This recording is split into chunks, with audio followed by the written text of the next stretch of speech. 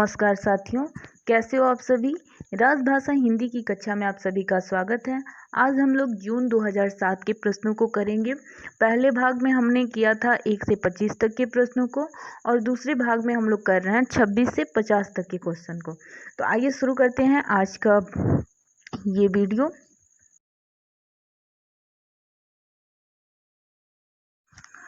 तो शुरू करते हैं आज की प्रश्नों को। तो ये पार्ट 2 है। तो देखते हैं निम्नलिखित कहानियों का सही अनुक्रम कौन सा है। तो इसमें होगा सही अनुक्रम जो होगा वो होगा, उसने कहा था शरणागत, तीसरी कसम और तिरछी। तो उसने कहा था ये कहानी है गुल्लेरी की, 1915 में प्रकाशित हुई थी। वहीं पे शरणागत जो देखते हैं ये बृंदालाल वर्मा की 1955 में प्रकाशित हुई थी।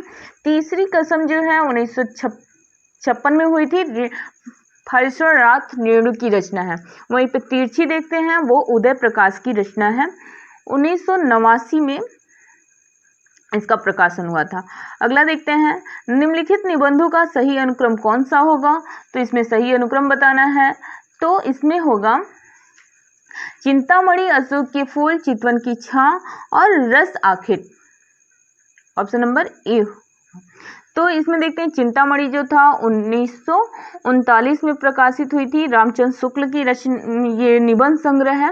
वहीं पे अशोक के फूल जो है वो हजारी प्रसाद द्विवेदी की निबंध है, 1948 में इसका प्रकाशन हुआ था। और चितवन की छांव जो है ये विद्यानिवास मिश्र की है, 1953 में इसका प्रकाशन हुआ था। और रस आखिर तक देखते हैं तो ये था कुबेर नाथ राय का है, 1970 में इसका प्रकाशन हुआ था। तो इस तरह ऑप्शन नंबर ए सही हो जाएगा। अगला देखते हैं निम्नलिखित का सही अनुक्रम कौन सा है। तो इसमें इस वाद का अनुक्रम सही मिलाना है। तो इसमें हो जाएगा संरचनावाद, यथार्थवाद और अस्तित्ववाद तथा मनोविश्लेषणवाद। तो देखते हैं संरचनावाद के जो प्रवर्तक हैं वो हैं बीको, 1925 में इसका समय है। वहीं पे देखते हैं यथार्थवाद, तो यथार्थवाद के थे 19वीं सदी के समय इसका है।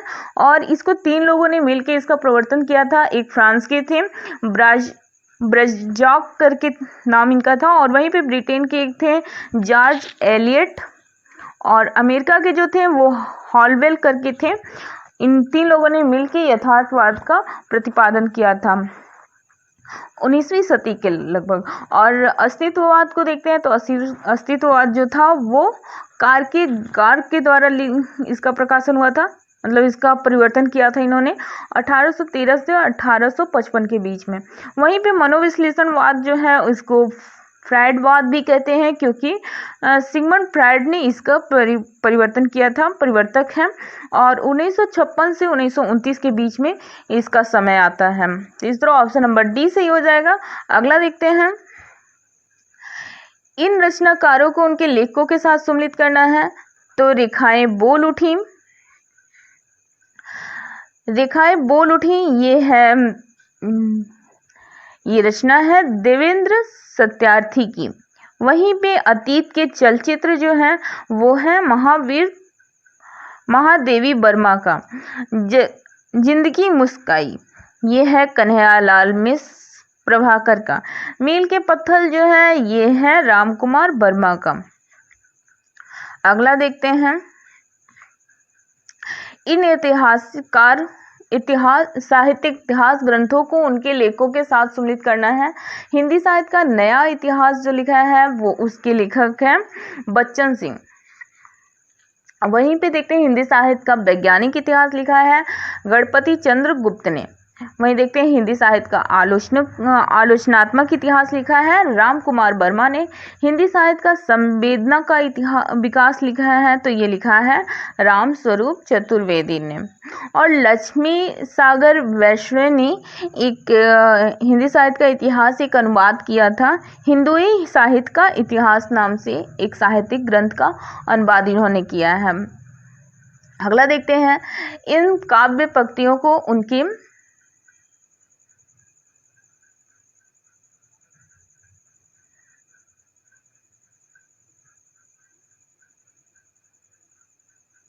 यहाँ पर देखते हैं इन काव्य पंक्तियों के उनके कवियों के साथ सम्मिलित कीजिए। तो इसमें है पीठ पीठ दोनों मिलकर है एक,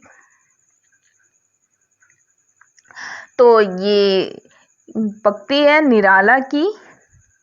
पेट पीठ दोनों मिलकर हैं एक, चल रहा लंगोटिया तेक, ये निराला की भिक्षुक नामक कविता की पंक्ति है। वहीं पे साहब तुम सभ्य नहीं हुए क्या, तो ये है आपका नागार्जुन की पंक्ति, सॉरी ये अगे की पंक्ति है। और वहीं पे देखते हैं एक आदमी रोटी बेलता है और ये धूमिल की है, ये धूमिल की पंक्ति है। वहीं पे स्वानों को मिलता दूध भात, भूखे बालक अकुलाते हैं, ये दिनकर की पंक्ति है। अगला देखते हैं इन काव्य पंक्तियों को उनके कवियों के साथ सम्मिलित करना है। अति सुधो स्नेह को मार्ग है, तो ये है घनानंद का ये पंक्ति है। वहीं पे साजी चतुरंग बिरंग में तुरंग चढ़ी, ये जो है ये भूषण की पंक्ति है।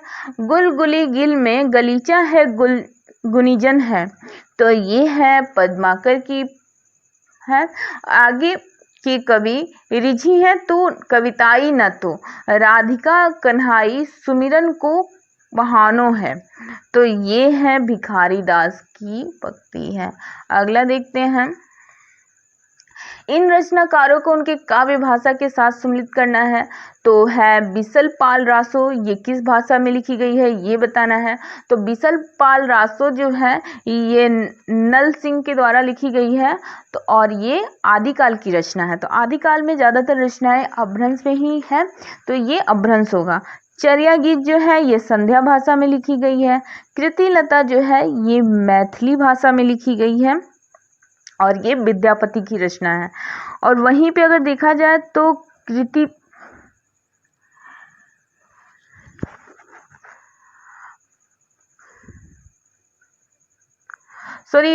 लता जो है वो ब्रज भाषा में लिखी गई है। बिसलपाल रासो जो है अपभ्रंश भाषा में लिखी गई है। चर्या गीत जो है ये संध्या भाषा में लिखी गई है। वहीं पे कीर्ति लता जो है ये ब्रज भाषा में लिखी गई है। विद्यापति की पदावली जो है वो लिखी गई है मैथिली भाषा में, सॉरी कंफ्यूजन हो गया था। और खुसरो की पहेली जो है ये अमीर खुसरो की पहेली है, तो ये हिंदवी भाषा में लिखी गई है। अगला देखते हैं इन संस्थाओं को उनके स्थानों के साथ सम्मिलित कीजिए। तो पहला है नगरी प्रचारित सभा जो है ये काशी में इसका स्थान है और इसका समय था 1893 ईस्वी। वहीं पे साहित्य अकादमी जो है वो दिल्ली में था। इसका स्थापना जब हुआ था 1954 में हुआ था। एशियाटिक सोसाइटी की स्थापना हुई थी, ये कलकत्ता में हुई थी, 1784 में हुई थी। वहीं पे देखते हैं राष्ट्रभाषा प्रचार समिति, ये हुआ था वर्धा में 1936 में। अगला देखते हैं इन नाटकों को उनके नाटककारों के साथ सम्मिलित करना है। तो कोमल गंगाधर ये इसके नाटककार कौन है, तो इसके नाटककार है शंकर शेष है और इसका रचनाकार है 1984 इसका समय है। वहीं पे मुक्ति का रहस्य देखते हैं, तो ये है लक्ष्मी नारायण मिश्र के द्वारा। कर्फ्यू जो है वो लक्ष्मी नारायण लाल के द्वारा लिखी गई है 1972 में। माधवी जो है 1955 में लिखी गई है भीष्म साहनी के द्वारा। अगला देखते हैं इन चरित्रों को उनके नाटकों के साथ सम्मिलित करना है। तो ये बताना है कि चरित्र पात्र जो है वो किस नाटक के हैं। तो सुंदरी जो है ये है मोहन राकेश की नाटक है लहरों का राजहंस, उसके नाटक की पात्र है। वहीं पे कल्याणी देखते हैं, तो कल्याणी चंद्रगुप्त के नाटक का पात्र है और इसकी रचना की है प्रसाद ने। उर्वी जो है ये पहला राजा जगदीश चंद्र माथुर की रचना है, उसकी पात्र हैं। कनक जो है ये सुरेंद्र वर्मा द्वारा लिखी गई है, शकुंतला की अंगूठी उसकी पात्र है।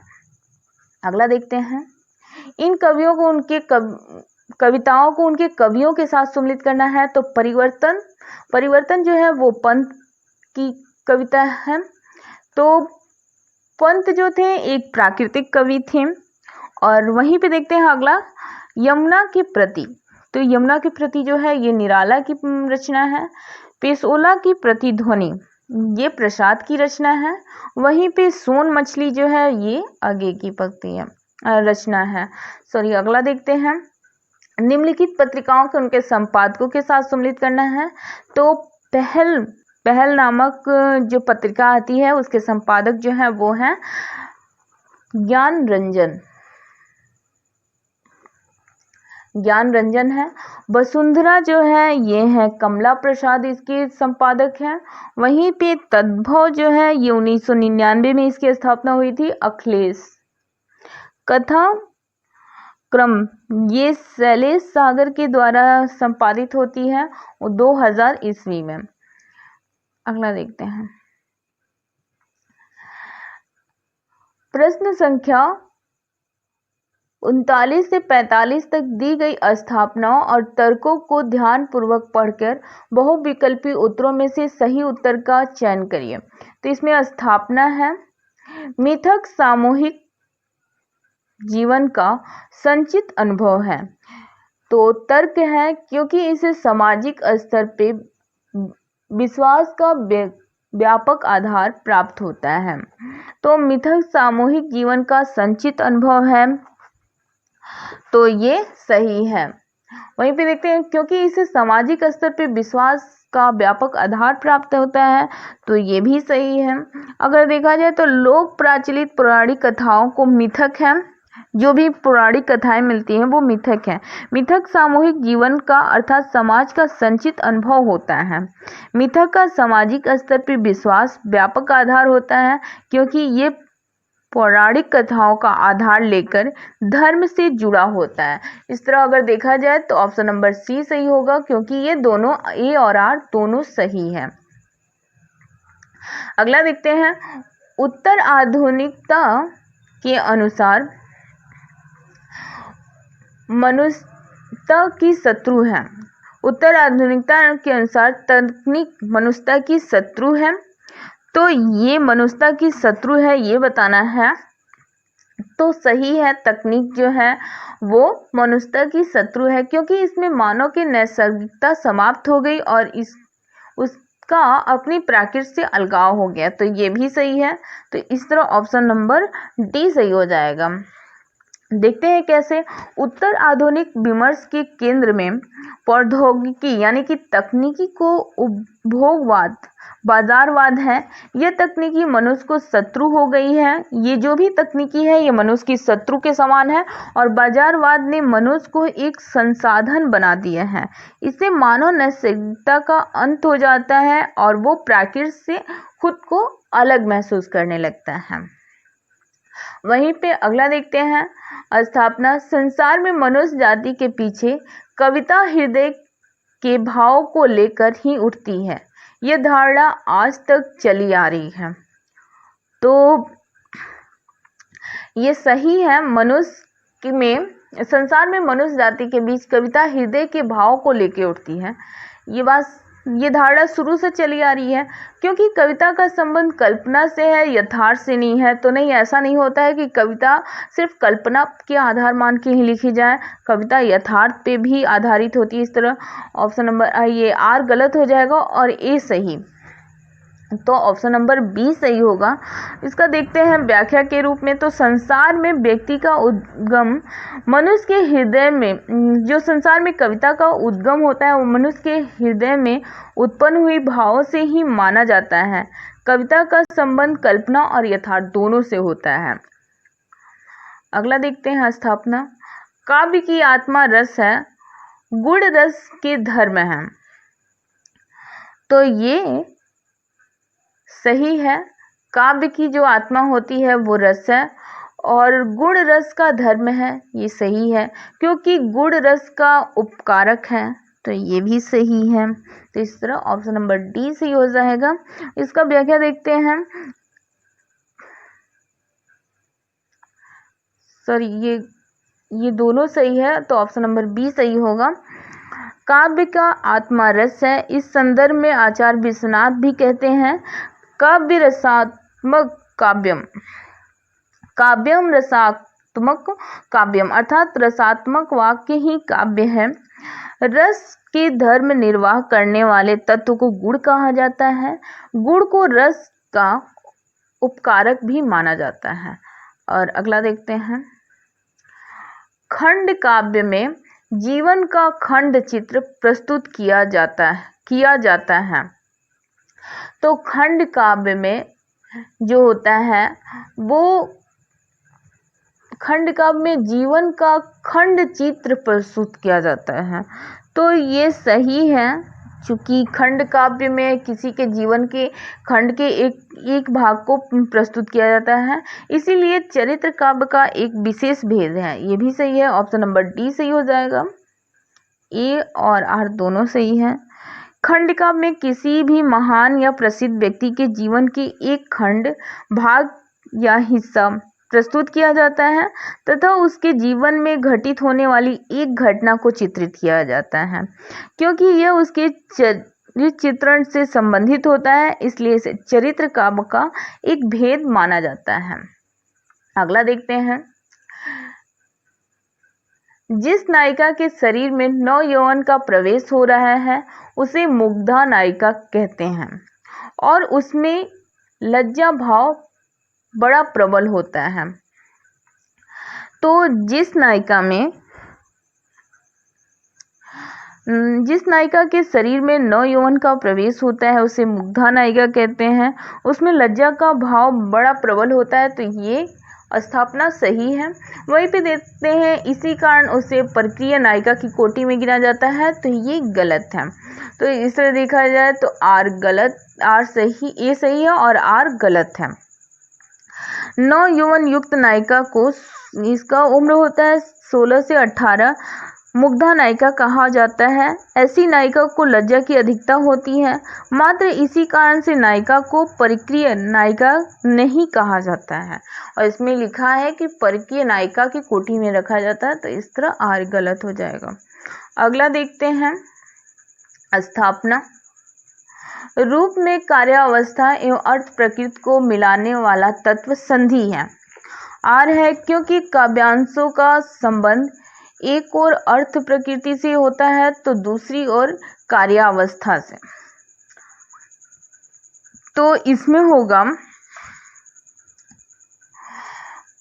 रूप की कार्यावस्था में अर्थ प्रकृति को मिलाने वाला तत्व संधि है, तो ये भी सही है। क्योंकि काव्यांशों का संबंध एक और अर्थ प्रकृति से होता है तो दूसरी ओर कार्यावस्था से, तो इस तरह दोनों सही हो जाएगा, ऑप्शन नंबर डी सही होगा। तो नाटक या रूप को कथा विन्यास के 3 होते हैं, तो इसमें एक होता है कार्यावस्था, दूसरा होता है अर्थ प्रकृति और तीसरी होती है वो संधि होती है। अगला देखते हैं, निम्नलिखित अवतरण को ध्यान पूर्वक पढ़ें और उससे संबंधित प्रश्न संख्या 46 से 50 तक के उत्तर में के दिए गए बहुविकल्पी में से सही उत्तर का चयन करें। शील हृदय की वह अस्थायी स्थिति है जो सदाचार की प्रेरणा आपसे आप कराती है। सदाचार ज्ञान द्वारा परिवर्तित हुआ है या भक्ति द्वारा? इसका पता यूँ लग सकता है कि ज्ञान द्वारा परिवर्तित जो सदाचार होगा उसका साधन बड़े कष्ट से हृदय को प्राकृत के नीचे दबा कर किया जाएगा, पर भक्ति द्वारा परिवर्तित जो सदाचार होगा उसका अनुष्ठान बड़े आनंद से, बड़े उद्गम के साथ हृदय से होता हुआ दिखाई देगा। उसके मन को मारता न होगा, उसे सजीव रखता होगा। उसमें मन को मारना न होगा, उसे सजीव करना होगा। कर्तव्य और शील का वही आचरण सच्चा है जो आनंद पूर्वक हर्ष पुलक के साथ हो। तो इसमें ऑप्शन देखते हैं, सदाचार किन से परिवर्तित होता है? तो प्रेम और भक्ति से, भक्ति और धर्म से, धार्मिक भावना से, ज्ञान और भक्ति से। तो यहाँ पे पूछा है कि सदाचार ज्ञान और भक्ति द्वारा प्रतिपादित होती है, तो यहाँ पे लिखा है ज्ञान द्वारा प्रतिपादित होती है।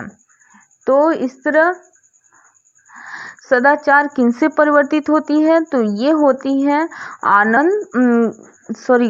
सदाचार ज्ञान और भक्ति के द्वारा प्रतिपादित होती है। तो ऑप्शन नंबर ए सही हो जाएगा। वहीं पे देखते हैं दूसरा, भक्ति द्वारा प्रवर्तित सदाचार का अनुष्ठान कैसे होता है? तो ये होता है आनंद से, हृदय से, आनंद से और हृदय से। तो इसमें देखते हैं, आगे हमने पढ़ा था, भक्ति द्वारा प्रवर्तित सदाचार का अनुष्ठान बड़े आनंद से तथा बड़ी उमंग के साथ हृदय से होता हुआ दिखाई देता है। अगला देखते हैं, ज्ञान का परिवर्तित सदाचार का पता कैसे लगता है? तो हृदय के साथ, कष्ट पूर्वक हृदय को दबाकर, प्रेम पूर्वक हृदय को दबाकर, बुद्धि का प्रयोग करके। तो इसमें हम लोगों ने पढ़ा था आगे कि ज्ञान द्वारा परिवर्तित सदाचार का पता कष्ट पूर्वक हृदय को दबाकर किया जाता है। तो ऑप्शन नंबर बी सही हो जाएगा इसमें। और अगला देखते हैं, कर्तव्य और शील का कौन सा आचरण सच्चा है?